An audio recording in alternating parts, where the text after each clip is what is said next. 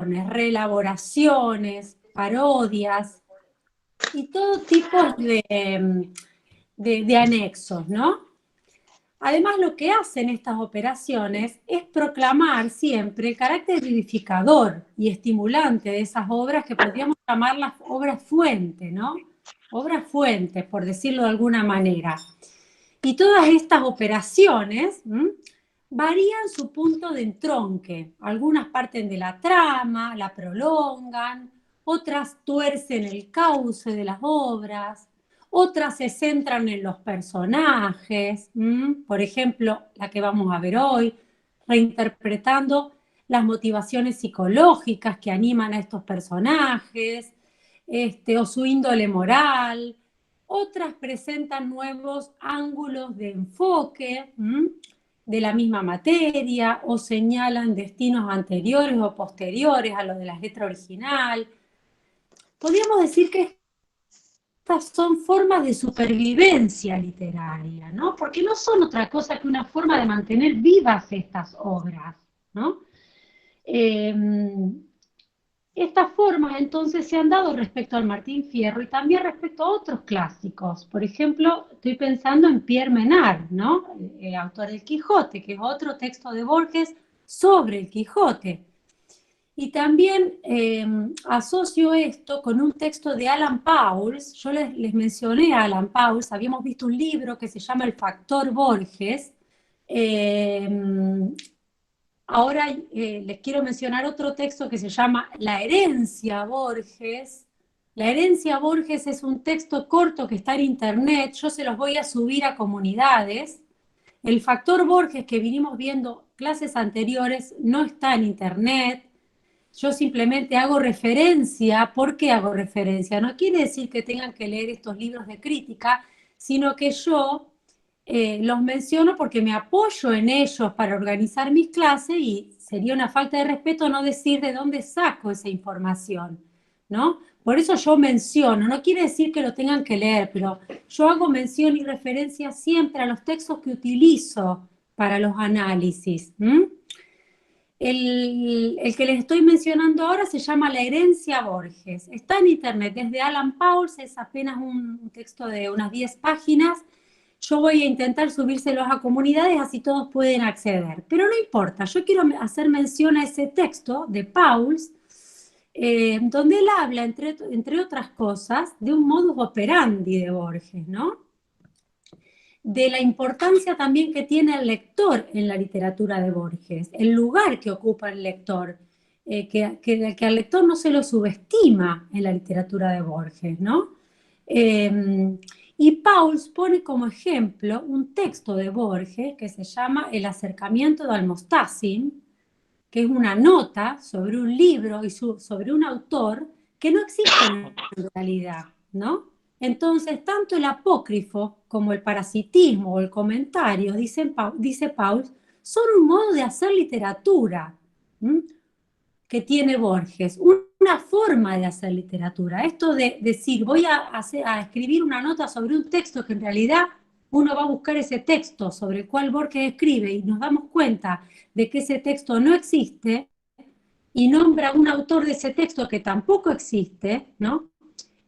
Esta es una forma de hacer literatura que tiene Borges, como Paul llama, un modus operandi. Es un modo que la posteridad de Borges, o sea, los escritores que vinieron después de Borges, va a seguir cultivando hasta el hartazgo, van a imitar, van a incorporar. Por eso es que Pauls en este texto dice que nadie puede escribir después de Borges sin escribir como Borges, ¿no? Es como si Borges fuera una herencia obligada o una marca genética de la literatura argentina, algo que toda la literatura posterior va a llevar en sí como un sello, ¿no? Como si dijéramos, nadie puede escapar de Borges, ¿no? El texto de Borges que menciona Pau, si alguien me lo pregunta, es El acercamiento de Almos Tassim. El acercamiento de Almos Tassim. Bien, voy a volver a este texto de Paul más adelante cuando veamos cuando veamos bien el cuento, ¿no?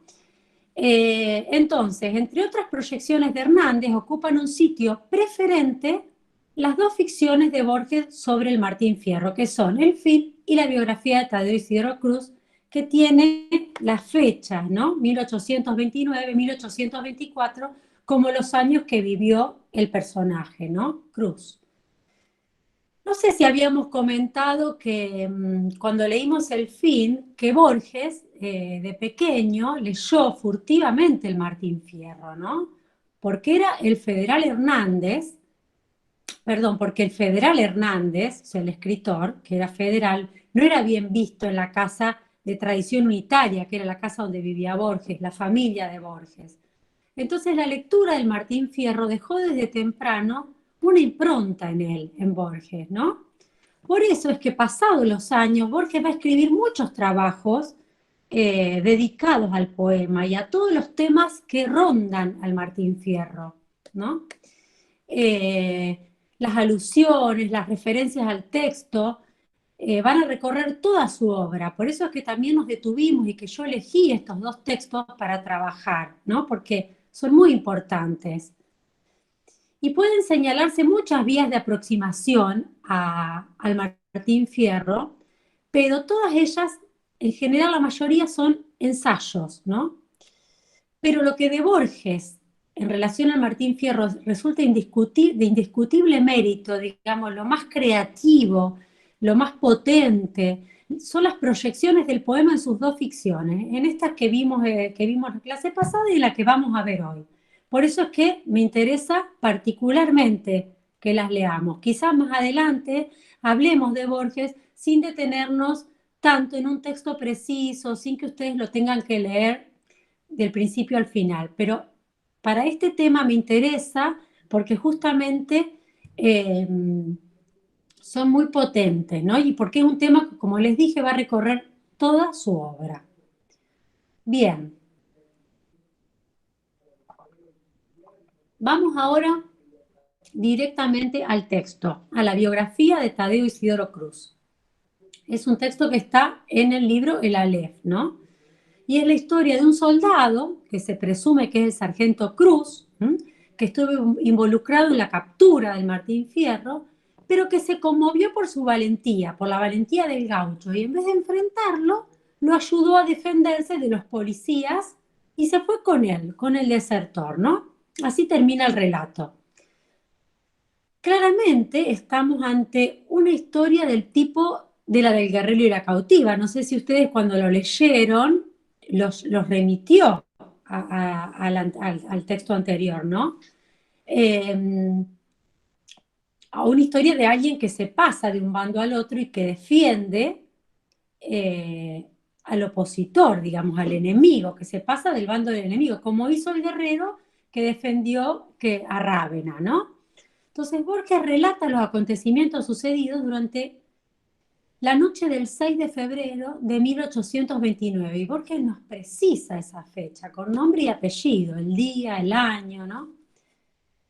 De un hombre que es miembro de una banda de montoneros y que muere dejando a su mujer embarazada de un bebé, ¿no? Que se va a llamar Tadeo Isidoro Cruz, que va a ser el personaje de esta ficción.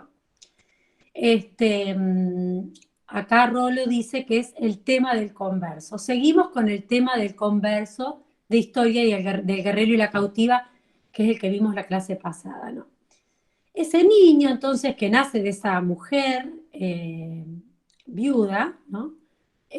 Fue educado como un hombre del llano. Borges nos narra el ensimismamiento que existe entre Tadeo, Isidoro Cruz, y la llanura, el campo, ¿no? A la vez, el alejamiento de lo urbano que tiene este niño, ¿no? Lo lejos que se siente de la ciudad cuando es joven y cuando va creciendo también. Pero al mismo tiempo, y esto es muy importante, el desinterés que él tiene por la ciudad, ¿no? Por eso que él es ajeno. Quiero leer apenas un fragmento donde se describe claramente esta situación, ¿no? Dice, quienes han comentado, y son muchos, la historia de Tadeo Isidoro, destacan el influjo de la llanura sobre su formación. Pero gauchos idénticos a él nacieron y murieron en las selváticas riberas del Paraná, y en las cuchillas orientales. Vivió, eso sí, en un mundo de barbarie monótona. Cuando en 1874 murió de una viruela negra, no había visto jamás una montaña, ni un pico de gas, ni un molino, tampoco una ciudad. O sea, es bien asertivo Borges. Dice, Tadeo Isidoro Cruz murió sin haber visto un pico de gas, sin haber visto nunca una ciudad, ¿no? Y después cuenta, no quiero seguir, pero cuenta que en una oportunidad va a la ciudad, a Buenos Aires, con una tropa, y que él no quiere irse con el resto de la tropa a curiosear, digamos, a ver cómo era la ciudad, sino que eh, se queda ensimismado, como escondido, ¿no? Para no ir a encontrar lo que los otros buscaban, que era justamente el mundo de lo urbano, ¿no? Entonces ahí nos está mostrando el gran desinterés que tiene Tadeo Isidoro Cruz por la ciudad. Bueno, luego, como corresponde, Cruz termina clavando la puñalada al dueño de una fonda, ¿m? Que se burla de él porque no quería conocer la ciudad. Y después de este evento se escapa de la policía y cuando lo encuentran lucha hasta que no puede más. Entonces, ¿qué sucede? La policía lo toma para el servicio militar. Luego se cuenta cómo fue su ascenso en el ejército, desde soldado raso primero, las batallas que vinieron después, en las que tuvo que participar, así como también la guerra civil, etcétera, etcétera, etcétera. Finalmente, bueno, como soldado se instala en Pergamino, se casa, tiene un hijo, y aquí de alguna manera se deja claro que el pasado violento de Cruz había quedado atrás y que gracias a sus habilidades en el ejército había llegado a alcanzar el puesto de sargento de policía en su pueblo, ¿no? Sin embargo, va a decir Borges, no siempre se puede escapar al destino. Y una noche, en 1870, Cruz va a ir con sus compañeros a arrestar a un hombre porque había matado a otras dos personas y para su sorpresa, al leer el nombre del lugar donde va Cruz a capturar esos dos asesinos, se da cuenta que era el lugar donde había muerto su padre.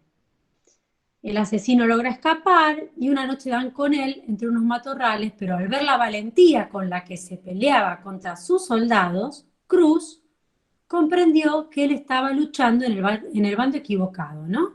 Y que debería pelear del lado de aquel hombre, ¿no? Porque se conmueve por su valentía. Entonces, ¿qué hace? Se quita la gorra militar en un acto tremendamente simbólico, la tira al suelo, ¿no? Y dice que no va a permitir que se mate así a un hombre valiente, ¿no? Y de esta manera se pasa del lado del asesino para ayudarlo a liberarse de los que antes habían sido sus amigos y sus compañeros. Fin de la historia. ¿Qué podríamos decir de todo esto, ¿no? De esta historia que, bueno, la narré a grandes rasgos, pero supongo que todos la han leído. Lo primero que podríamos decir es que que la historia primero está presentada como una biografía, de hecho se llama biografía, pero que es una ficción, ¿no? Porque el personaje de Cruz fue creado por un autor y no pertenece a la historia, sino que pertenece a la literatura, al mundo ficcional, ¿no? Y con respecto a las biografías, en el Martín Fierro de Hernández los personajes se la pasan contando sus vidas. Pero ustedes, como ya saben, seguramente los que han leído a Borges, Borges estaba en contra de estas narraciones extensas, de los libros tediosos, ¿no? Por eso es que nunca escribió una novela, ¿no? Entonces, ¿qué hace? Borges utiliza una estrategia, ¿no? Para escribir una biografía en 2 páginas, casi 2 páginas, y esa estrategia es una figura retórica que es la elipsis, ¿no? ¿Qué es la elipsis? El mismo narrador dice que la historia está llena de hiatos. ¿La elipsis qué quiere decir? Elipsis quiere decir cuando salteamos elementos concentrándonos en algunos solamente, en los que consideramos principales, ¿no? Es el uso como de una especie de síntesis, ¿no? De omisión, omitir algunas partes, algunos fragmentos de la historia para centrarnos solo en algunos otros. Eso es lo que hace Borges, ¿no? Por eso es que se omiten partes. De hecho, él mismo lo anticipa y dice, de los días y noches que la componen a la historia de Tadeo Isidro Cruz, solo me interesa una, dice Borges. ¿Y por qué también es posible la elipsis en estos textos de Borges? Porque se remite a un relato preexistente, que es el Martín Fierro, que todos conocemos, ¿no? Eh, entonces, en apariencia, Borges presenta una biografía apócrifa del Sargento Cruz, tejida con algunos datos que ofrece el poema Martín Fierro y otros que son ideados o que son inferidos por él, ¿no? Y lo primero que llama la atención es que el personaje aparezca dotado de dos nombres que no figuran en la versión original. Esta operación borgiana, como les decía y hablábamos al principio, que dice Pauls, ¿no? Es la que supone siempre a un lector, porque Borges acá está presuponiendo que el lector leyó al Martín Fierro, que sabe quién es Cruz, que sabe la historia de Cruz, que sabe la historia del gaucho Martín Fierro. Entonces esa elipsis es posible gracias a un lector ahí atento, gracias al intertexto que hace con el Martín Fierro y a todas las operaciones que van a suceder en la cabeza y en la mente del lector mientras lee la biografía, porque ya previamente ha leído el Martín Fierro. Eso es lo que Borges da por sentado, ¿no? Y con respecto a los nombres de los personajes, algo que también habría que decir y no pasar por alto es que Borges, que en la literatura de Borges los nombres propios usualmente portan muchas implicancias.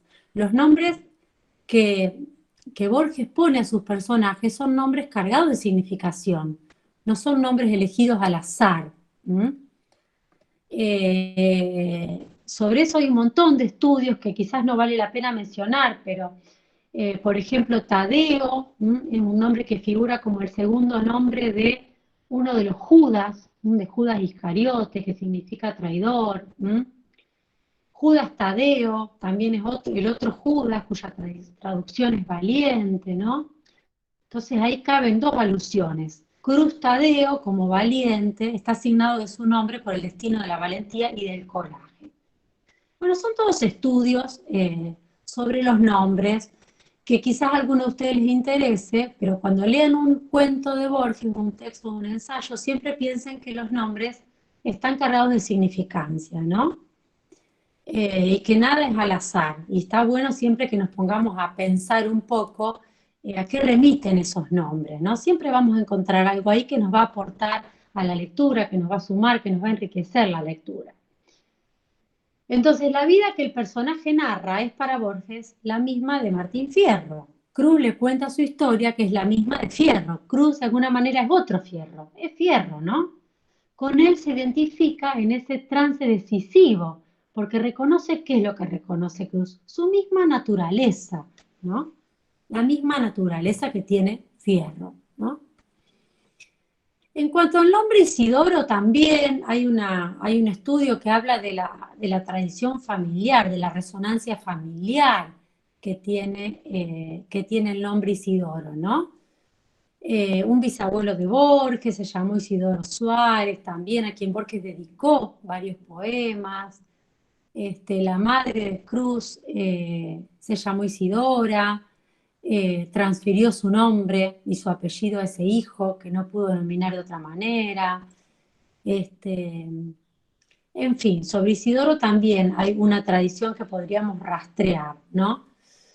Eh, el padre de Cruz, por otro lado, era anónimo, era montonero, procedía de la zona de Laguna Colorada, ¿no? Que es allí también, que de allí también va a ser el asesino ese que va a ir a buscar Cruz cuando va a salir como policía en su captura, ¿no? Hay muchas significaciones, hay muchos niveles de significación en esta historia. Cruz es engendrado en una noche de pesadilla, su padre, ese desconocido que muere al día siguiente, no le cuenta a nadie ese sueño, quizás de alguna manera se anticipa, ¿no? El destino de su hijo, ese destino trágico, ¿no? Eh, Primero el suyo propio, ¿no? Porque dice que él muere con el cráneo partido por un sable en las guerras de Perú y de Brasil, ¿no? Otro detalle que podemos observar en el título y en la ficción es la doble fecha que encierra la vida de Cruz y que nos están diciendo que Cruz vivió 45 años, ¿m? Y que la muerte ocurrió 2 años más tarde de la publicación de Martín Fierro. ¿M? Pero en última instancia eso no tiene demasiada importancia. Lo que tiene más importancia aquí es la fecha, la noche, que Borges menciona como importante, que es el 12 de junio de 1870, en que se revelará a Cruz su verdad esencial, ¿no? Los accidentes y los sucesos que no sean ese no interesan finalmente, dice Borges. Su historia, digamos, la que Borges traza, puede estar hecha de verdad sustancial y de errores accidentales, pero esa verdad radica en el trance ocurrido aquella noche, ¿no? Es interesante el contraste entre el título del cuento, que parece decirnos que va a desarrollar toda una vida, ¿m? Y lo que el cuento finalmente plantea, ¿no? Que es el interés por un momento, ¿no? El momento en el que Cruz, al encontrarse con Fierro, decide abandonar la partida para pelear junto a ese valiente que él descubre y que él admira, que es Fierro, ¿no? Desde un principio el cuento nos está diciendo que le interesa particularmente un momento de esa vida, ¿no? Que es el momento en el que que dice, en el que, perdón, en el que el personaje dice comprendió su íntimo destino de lobo y no de perro gregario, ¿no? Entonces lo que a Borges le interesa es precisar los elementos o los actos claves que van a revelar el sentido de esa vida, ¿no? Esos actos pueden ser en suma uno solo. ¿Mm? Aquí todos los actos pueden cifrarse en un solo acto. Toda vida consta de un solo momento, ¿no? Ese es el de autodescubrimiento, el de epifanía sobre la propia vida, sobre el lugar de pertenencia, que en definitiva es lo que está descubriendo Cruz cuando se conmueve, cuando se deslumbra por la valentía de su enemigo, entre comillas, ¿no?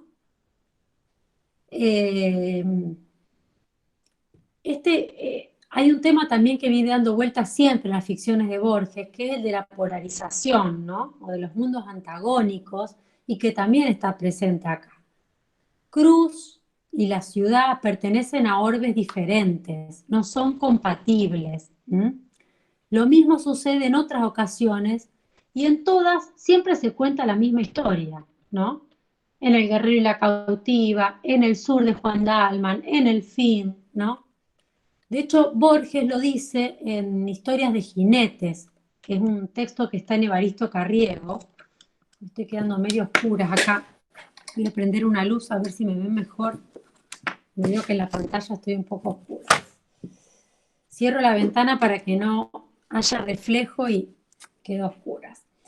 En Historia de jinetes, que está en Evaristo Carriego, dice Borges, remotas en el tiempo, en el espacio, las historias que he congregado son una sola.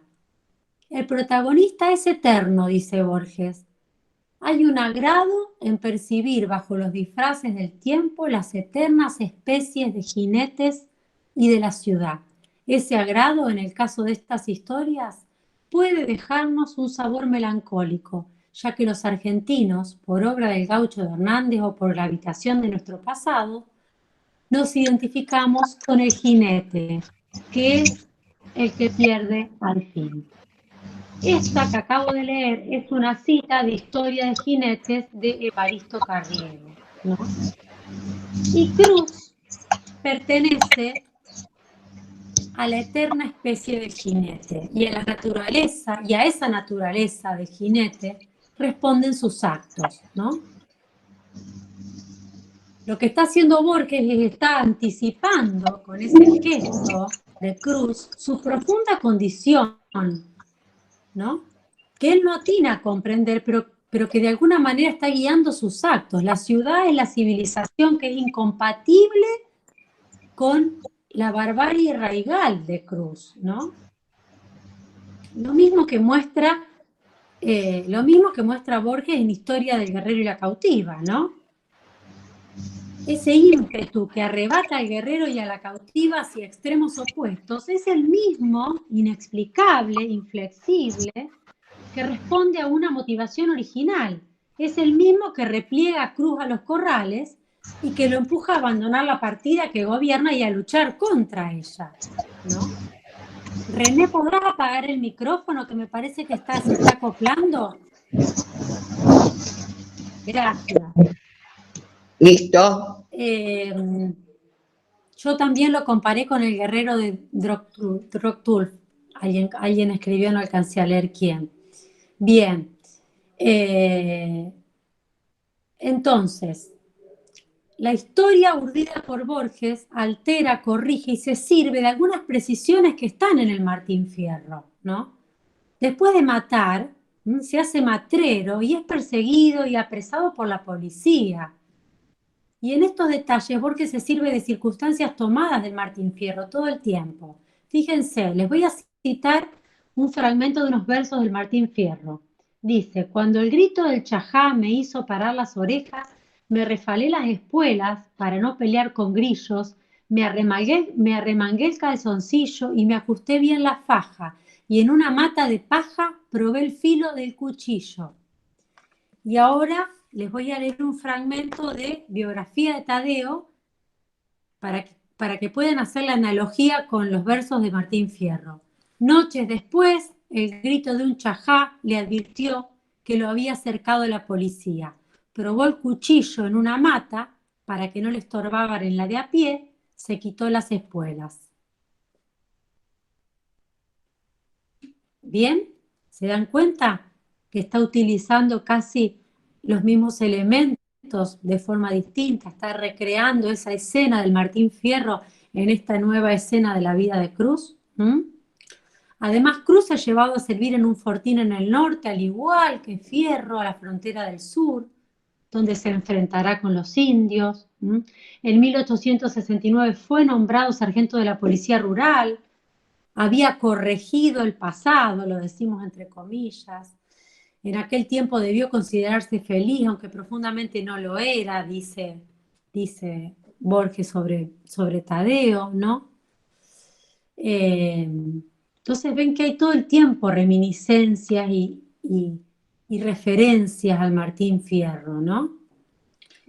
El resto apunta a esa latente fuerza oculta que lo rige y que asomará dominante en ese momento preciso, que es el momento en que se da cuenta, en el que de alguna manera se autopercibe, podríamos usar un término así muy contemporáneo, ¿no? Se autopercibe, se da cuenta de quién es, ¿no?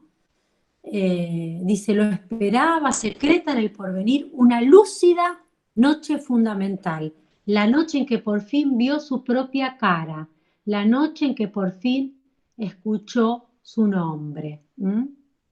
Bien entendida, esa noche agota su historia, ¿no? Un instante de esa noche, un acto de esa noche, ¿no? Son los que le dicen, en definitiva, quién es, ¿no? Ese solo momento en el que el hombre sabe para siempre quién es, ¿no? Hay otro texto de Borges que es el poema conjetural. Sí, acá Franco dice que es como si Borges releyera el Martín Fierro. Sí, claro, por supuesto. Les decía que hay, es mi impresión, sí, claro, que hay otro texto que es el poema conjetural, ¿no? Donde el monólogo de Francisco Laprida, Francisco Narciso Laprida, que es un texto de 1943, en el que también podemos ver de alguna manera esta misma operación, ¿no? Porque en ese texto dice Laprida, ¿no? En texto de letra de Borges, por supuesto. Dice, yo, que anhelé ser otro, ser un hombre de sentencias, de libros, de dictámenes, a cielo abierto yaceré entre ciénagas, pero me endiosa el pecho inexplicable un júbilo secreto. Al fin me encuentro con mi destino sudamericano. A esta ruinosa tarde me llevaba el laberinto múltiple de pasos que mis días tejieron desde un día. Desde mi niñez, al fin he descubierto la recóndita clave de mis años, la suerte de Francisco de la Prida, la letra que faltaba, la perfecta, forma que supo Dios desde el principio. En el espejo de esta noche alcanzo mi insospechado rostro eterno. El círculo se va a cerrar, yo aguardo que así sea. Sería bueno que busquen en YouTube, está el poema conjetural leído por el mismo Borges.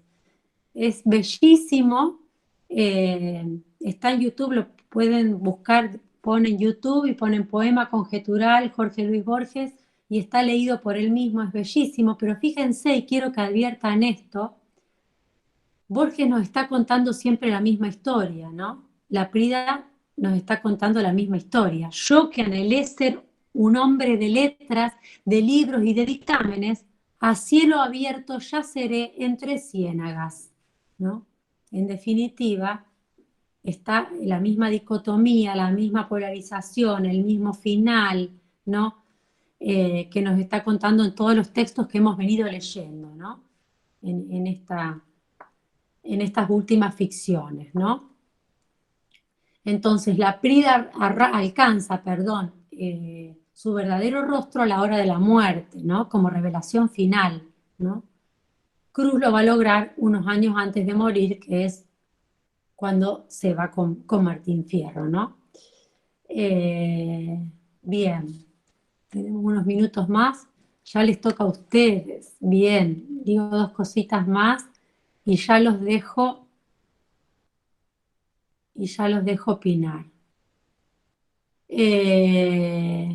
Bien, no, lo que les quería decir además es que también es que veamos el sentido que tiene también el epígolo de Yeats, del poeta inglés, que está después del título, esa pequeña frase en inglés, ¿no? I'm looking for the face that I had before the world was made. ¿Qué quiere decir? Estoy buscando la cara que tenía antes que el mundo se creara. ¿Mm? Esa búsqueda del rostro original, primigenio, ¿no? Enraiza, perdón, una especie de concepción platónica. Ahí tiene sentido el epígolo. Cuando llegamos al final del texto, nos damos cuenta por qué Borges elige esta frase de este poeta inglés, de Yeats, ¿no? Para poner como epílogo, ¿no?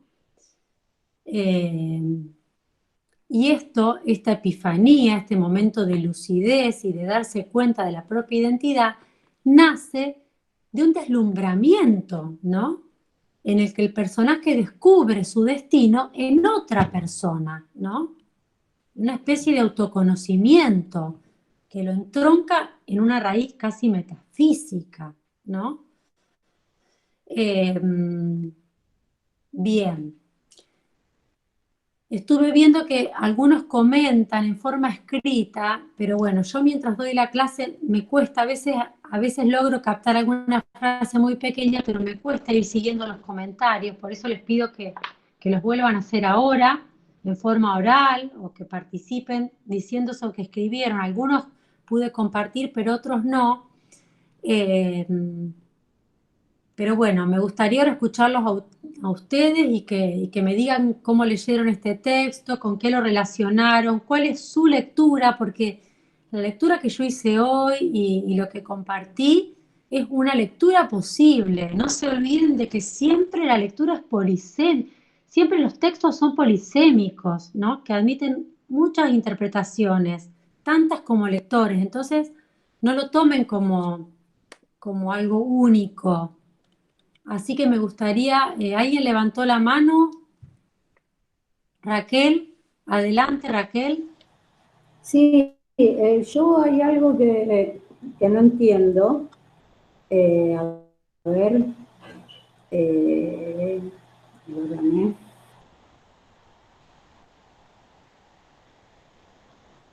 Ahí donde dice, en su oscura y valerosa historia abundan los hiatos. No puedo entender qué quiere decir eso. Los hiatos son las elipsis, Raquel. Es lo que hablábamos al principio. Son, está son bien, era lo mismo, porque me perdí eso, entendí lo de las elipsis y no sabía si el hiato era lo mismo, porque yo hiato lo tomaba en un sentido de unión, como, viste, son espacios, dramáticamente son es una huecos. unión, pero claro, está bien, ahora sí. Son Ahora sí, huecos, son gracias. espacios que faltan. De nada. Mm. Liliana, alguien quiso participar y no sé quién era. Liliana, creo.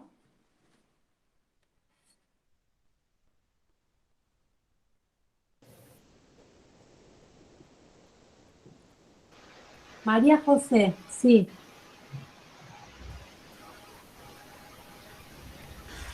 Sí, bueno, quería comentarles que en la lectura, bueno, yo veo como que 3 veces se pasa por la misma escena, en esa descripción de la batalla en el campo de los pajonales, una en la que muere el padre de Tadeo, otra en la que Tadeo es hecho prisionero, y en la tercera es cuando, digamos, en esas dos primeras los personajes están solos enfrentándose a la policía a quien los va a capturar. Y en la tercera escena, el personaje que estaría siendo buscado, que sería Fierro, ya no está solo, sino que va a contar con Tadeo.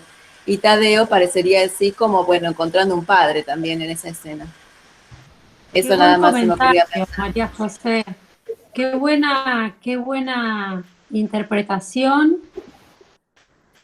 Es así, es como que Borges nos está contando en una historia, la misma historia 3 veces, en definitiva, ¿no? Pero en la última historia se revierte de alguna manera el destino, ¿no? Muy bien, sí, claro, estoy totalmente de acuerdo. Liliana, ¿quién más quiere Sí, participar? bueno, no, yo quería decir que Borges juega un poco con, me parece a mí, con nuestra percepción de los géneros desde el título. Cuando uno lee biografía, indudablemente empieza a pensar en algo, en una vida existente. Y además después sigue jugando, poniendo muchos datos que corresponden a la historia realmente. Entonces figura el nombre de Lavalle, la frontera sur, bueno, ahora no me acuerdo, las montoneras, un montón de cosas que realmente sucedieron. Eso hace que sea, está más intrincado el discurso literario con el discurso histórico o con la historia. A mí lo que me gustó fue eso. Y él en algún momento creo que dijo que era como una explicación del Martín Fierro, su cuento. Ujú.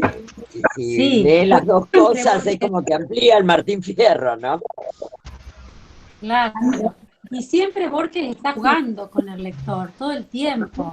En definitiva nos dice, voy a escribir la biografía, nos escribe una página, pero en definitiva no es una biografía, no nos está contando una vida.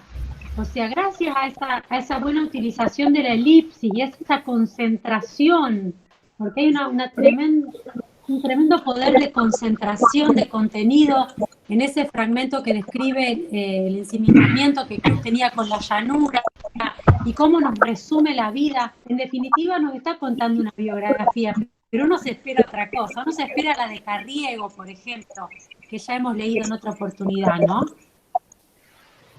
Me hizo Claro, creer que tanto Cruz como Fierro eran personajes históricos, dice alguien acá. No alcancé a leer quién, perdón.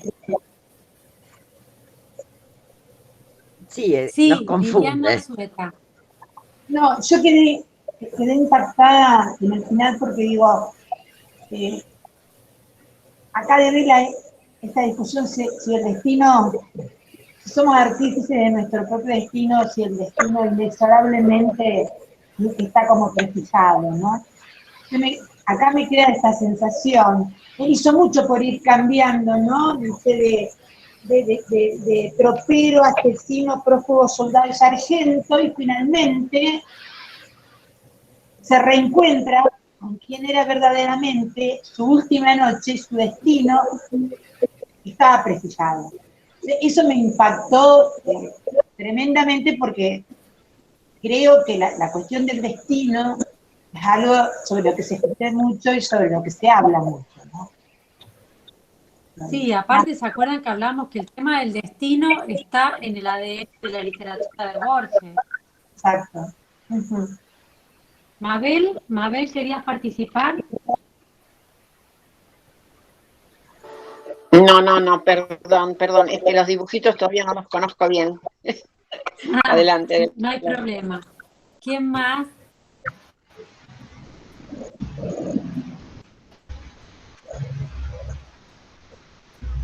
Sí, no sé si ves mi mano, Rolo habla. Rolo, te escuchamos. ¿Qué tal? Mira, al margen de todos los aspectos literarios que tiene el cuento, como decían ahí, encontré muchas referencias históricas, genealógicas, ¿no? Se nota que Borges tiene un profundo conocimiento de detalles históricos y también genealógicos. Por ejemplo, donde dice la caballería de Suárez, Suárez era su bisabuelo. Había estado en la guerra de independencia, en el Perú, y por eso dice que la espada o el sable de la guerra del Perú y del Brasil. Su bisabuelo había estado ahí, y a ese coronel Suárez. Y después, otra de las cosas que veo es que él sitúa el cuento 3 o 4 leguas de pergamino. Y ahí, bueno, a 15 kilómetros de Pergamino, está un pueblo llamado Acevedo, que era de sus ancestros maternos. Él a veces fue desde chico, visitó, o sea, lo está situando en un lugar que era de su familia, ¿no? Todo el cuento lo está situando ahí. Y, toda la literatura de Borges la lleva a su historia. Sí, es así. Sí. También los nombres y apellidos, ¿no? Tadeo tenía un antepasado, Tadeo, Isidoro, después, bueno, como te dije, los Acevedo, y después menciona a un Eusebio Latida, que también era descendiente de la Pía que le hizo el poema Conjetural, ¿no? Borges era descendiente de la Pía. Sí, sí. Leonora Acevedo era su mamá. Claro. Y después, bueno, los detalles históricos, por ejemplo, ese Machado, se figura que había pertenecido el reo ese que después se sabe que es Martín Fierro. Uh-huh. En realidad, entre la gente de Machado, y que tenía reclutados a la fuerza, después, cuando yo me enteré de mucho, leí por los 90, leí un comentario de que tenía un desertor llamado Melitón Fierro, que existió. Ahí hay evidencias de que existió un tal Melitón Fierro que habría inspirado a José Hernández, porque José Hernández visitaba esa región. Entonces, no sé si Borges ya lo sabía, en la década de los 50, ¿no? Es decir, que existió un Melitón Fierro que inspiró a Hernández y que creó el Martín Fierro. O sea, hay una serie de datos muy precisos que Borges manejaba, ¿no? Sí, claro. Un poquito es como que Borges quiere ser parte del Martín Fierro, formar parte de su genealogía, no sé, él quiere ser algo del Martín Fierro. Sí, seguramente, sí. Porque por varias veces, por eso pasé mi adolescencia la pasé en Pergamino. Y ahí yo conocí a Borges en una charla que dio sobre Lugones. Bien, bien. Muy bien, Roto. Sí, las en los 70, te digo, en los 70. Las referencias son sin fin en la literatura de Borges, y algunas son precisas y concretas y certeras, y otras son apócrifas. Entonces, nos da mucho trabajo a los lectores, pero vale la pena. Sí. Muy bien todas esas referencias históricas, es verdad. Susana levantó la mano también, perdón. Yo. Sí, perdón. Yo.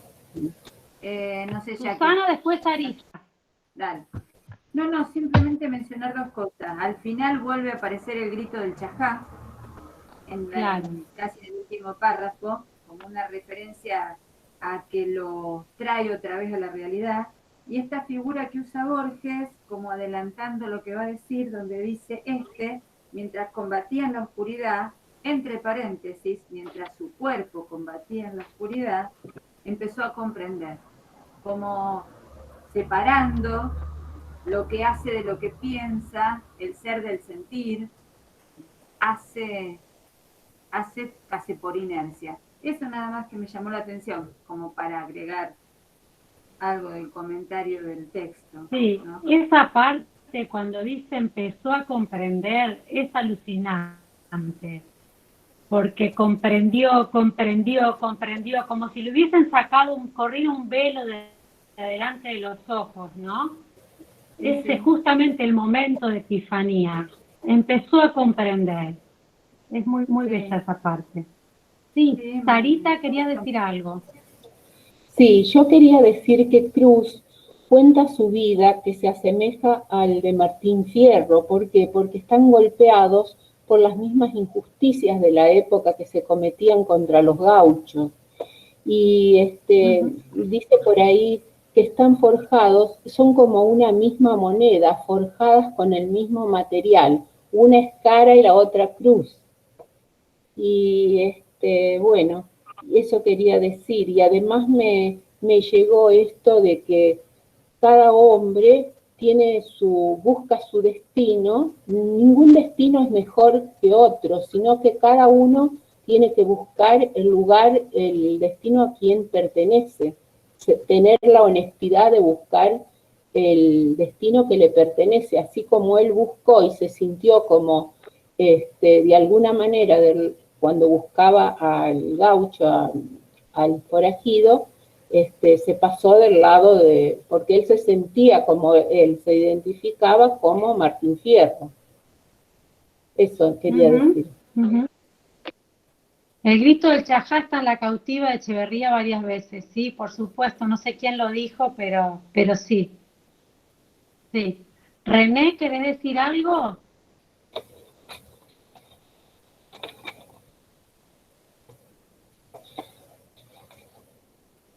Me pareció que querías hablar.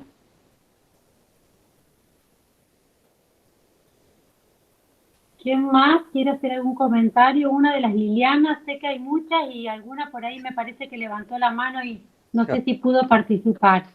O Adriana ahora, a ver.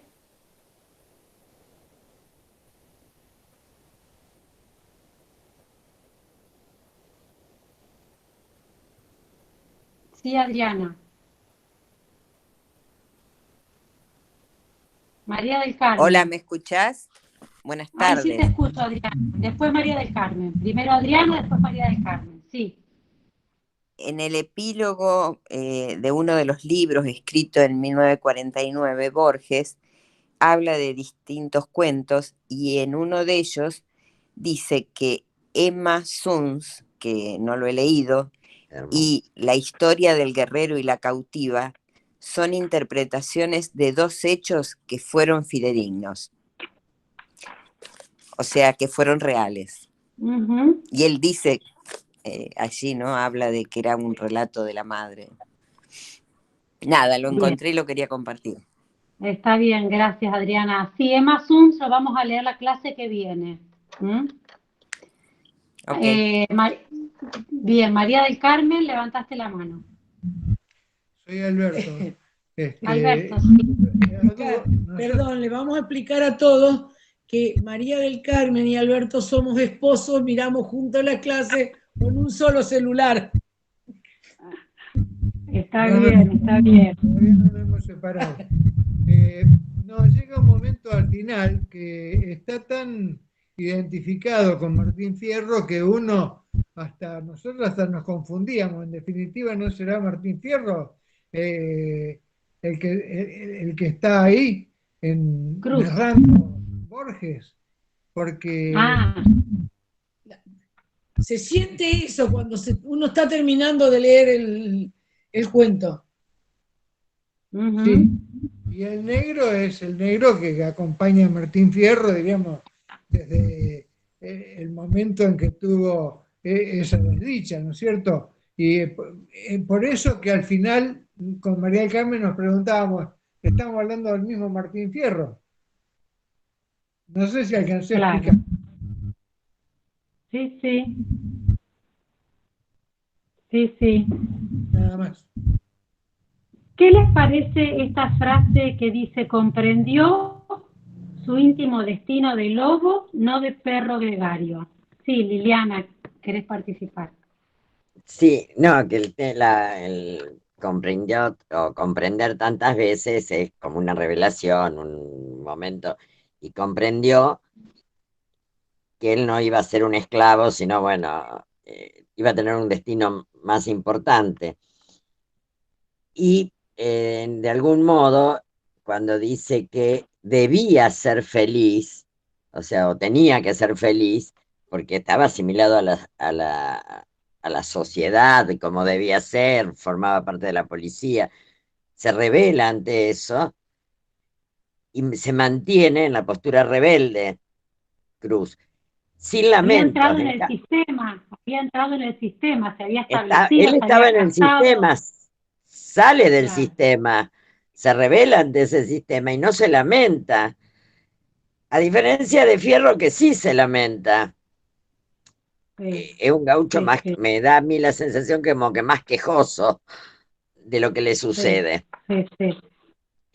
Aquí Cruz, Franco, sí, es verdad Liliana, que esa mimetización que hay entre Fierro y Cruz es increíble, lo bien que está lograda, ¿no? Que uno no sabe quién es quién, porque en realidad lo que Borges nos está diciendo es lo mismo, da igual para lo que quiero contar, porque lo que quiero contar es una sola historia, es siempre la misma historia, ¿no?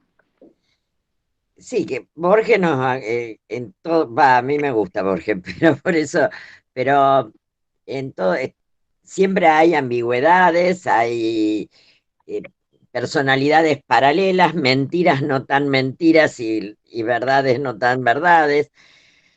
Y bueno, en este cuento se da claro, como también se da en Emma Sunce, bien claro, todo podría ser o no, y nos deja ahí. Bueno, o sea, nunca sabemos qué es lo real y qué es lo que es ficción. Nunca sabemos. ¿Quién más quería decir algo? Franco está escribiendo, a ver si no podés hablar porque se va rápido la imagen de lo que escribís. Hola, hola. Sí, te escuchamos, Franco. No, digo, a mí con Borges siempre, bueno, hay una parte que dice que comenzó a comprender, dice entre paréntesis, aún más allá del entendimiento. A mí con los cuentos de Borges me pasa esto de que uno está leyendo, está como si Borges estuviera preparándonos para esos finales que de alguna manera quedan como interrumpidos, ¿no? Y es como que nos manda ahí algo que nos sorprende y nos da vuelta lo que estábamos leyendo y de golpe toma otro sentido, ¿no? Como yo decía ahí cuando dice Isidoro Cruz, empezó a comprender más allá del entendimiento, como diciendo, no hay ese destino no era algo que se debía entender, sino que es como algo que estaba más allá, como cuando ve que esa persona que va a apresar era como él, ¿no? Es como algo que no es de entender, sino esa comprensión, es como algo más, como una epifanía, ¿no? Ahí me parece impresionante eso que hace Borges. Es más del sentido de lo experimental y de lo emocional que del razonamiento, ¿no? Del entendimiento racional. Ahí nos está diciendo eso, ¿no? Eso, muy bien. ¿Alguien más quiere decir algo? Por nada, Analía, que me agradece. Bueno, vamos a seguir, si nadie más quiere decir algo, vamos a seguir la próxima clase con Emma Zoom y vamos a seguir con Borges quizás un par de clases más. No importa, quizás no un cuento, un texto determinado, pero pueden avanzar por los textos de la LEP o los que vayan encontrando, que los que tengan a mano para participar o para hacer algún comentario, o pueden a lo mejor de los cuentos que encuentren, los textos que encuentren de Borges, es buscar algún fragmento, alguna parte que tengan algo para resaltar, ¿no? Para comentar, para compartir. Me gusta mucho el Aleph y el Zahir, sí, por supuesto. Seguimos, los que puedan leer Emma Zooms para el lunes próximo, nos encontramos a trabajar ese texto, pero los que no pueden no se hagan problema porque vamos a hablar de Borges más allá de un cuento, sino en general, ¿no? Seguimos un poquito más con Borges y después ya pasamos a otros autores. Gracias por estar, por compartir. Que tengan buena semana, cuídense mucho, más que nunca en este momento, y nos vemos el próximo lunes.